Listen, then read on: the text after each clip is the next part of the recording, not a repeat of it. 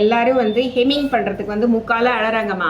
அதனால் வந்து பைப்பிங் சொன்னாலும் அதை கரெக்டாக அடிக்க மாட்டேன்றாங்க. அதனால் எல்லாரும் வந்து மிஷின்லேயே தைக்க சொல்லி கொடுங்கன்றதுனால நான் மிஷினில் வந்து எப்படி மிஷினில் நெக் பீஸ் வைக்கிறது சொல்லித்தரேன். முதல்ல வந்து இந்த மாதிரி அட்டாச் பண்ணிவிடுங்கடா 1/4 இன்ச் விட்டுட்டு, அதுக்கப்புறமா அதை பாருங்கள். இந்த மாதிரி ஜஸ்ட் லைக் தட் ரவுண்டாக இருக்கிற பள்ளமாக இருக்கிற இடத்துல ஜஸ்ட் கொஞ்சமாக வெட்டிக்கிங்கடா அங்கங்கே. ஓகேவா? அந்த மாதிரி ஃபுல்லாக வெட்டிடுங்கடா. அதுக்கப்புறமா இங்கே பாருங்கள், இதை ஃபோல்ட் பண்ணுங்கள். இந்த எட்ஜை வந்து கரெக்டாக ஃபுல்லாக மடிச்சிடாதீங்க, ரிலீஸ் ஆகிடும். நம்ம கரெக்டாக நெக் பீஸ் வந்து 1.25க்கு கட் பண்ணுண்டு. அதை பாருங்கள், ஏன்னா பட்டையாக தைக்கக்கூடாதுமா நெக் பீஸு. இப்போது இதை வச்சுட்டு இந்த எட்ஜை மடிச்சிட்டு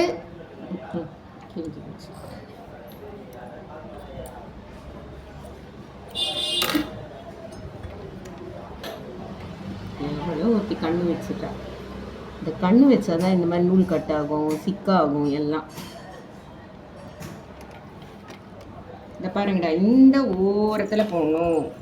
இதை பாருங்கள், இங்கே வந்து இதோ இந்த மடித்து தைக்கிறோம் பார்த்தீங்களா, இந்த பீஸு இந்த தையல் கரெக்டாக வரணும். அதுக்கு தான் அந்த வந்து கட் பண்ணுறது. அப்போது உனக்கு சுருக்கம் வராது. ஒரு பொண்ணு தைச்சிட்டு வந்தால் அந்த பொண்ணு தைச்சது வந்து ஃபுல்லாக எப்படி இருந்தது, சுருக்கமாக இருந்தது. அந்த சுருக்கம் ஏன் வருதுன்னா நம்ம வந்து கரெக்டாக பண்ணணும்டா. அப்போ தான் கரெக்டாக வரும். அந்த எட்ஜில் அடிக்கணும். ஓகேவா?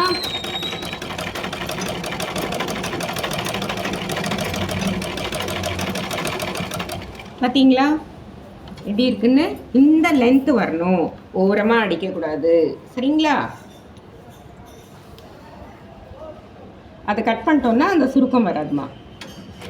அதே மாதிரி நீங்கள் கரெக்டாக மடிக்கணும். ஒரு இடத்துல மெலிசாக, ஒரு இடத்துல சின்னதாக, அந்த மாதிரி எல்லாம் கட் பண்ணவும் கூடாது. தைக்கிறப்பவும் அதை ஃபாலோ பண்ணணும். ஒரு இடத்துல துணி கம்மியாக இருந்தாலும் நம்ம அதை அட்ஜஸ்ட் பண்ணி நம்ம அடிக்கணும்டா. புரியுதா? யாரும் சொல்லாதீங்க. ஓகேவா? இப்போ வந்து இதை ஃபுல்லாக அடிச்சிடணும். நம்ம வீடியோக்காக நம்ம எடுத்துடுறோம். இதை பாருங்கள், இப்போ என்ன பண்ணணும், இதை ஃபுல்லாக அடிச்சிடணும்டா. இப்போ பாருங்கள், இது எட்ஜு போடணும்டா. நம்ம இங்கே பாருங்கள், அந்த மாதிரி ஃபஸ்ட்லேருந்து அடிச்சுட்டு அதுக்கப்புறமா அதை பாருங்கள், படை எட்ஜு ஊசி மொன தையல்னு சொல்லுவோங்க. ஓரமாக போடணும், எக்ஸ்ட்ராவாக போடக்கூடாது. இந்த மாதிரி போட்டிங்கன்னா தான் அழகுடா. நீங்கள் அப்படியே விட்டிங்கன்னா அது வந்து ஆக்வர்டாக இருக்கும், நம்மளுக்கு அழகாக இருக்காது பார்க்கறதுக்கு. சரியா? திக்கான இடம் வரும்போது கொஞ்சமாக கூட்டை தூக்கி இப்படி பண்ணணும். ஒரே மாதிரி ஆயிடுச்சோம்னா தையல் வந்து சிக்காயிடும். இதை பார்த்தீங்களா? பாருங்கடா எப்படி இருக்குன்னு. தெரியுதா? அழகாக தெரியுதா? அதுக்கப்புறம் ஃபினிஷ் பண்ணிப்பாங்க. ஓகேவா? இந்த பாருங்கள், இந்த பக்கம் பாருங்கள். எந்த பக்கம் பார்த்தாலும் பியூட்டியாக இருக்கணும்டா. ஓகே, லைக் பண்ணுங்கள், ஷேர் பண்ணுங்கள், கற்றுக்குங்க. தேங்க்யூ.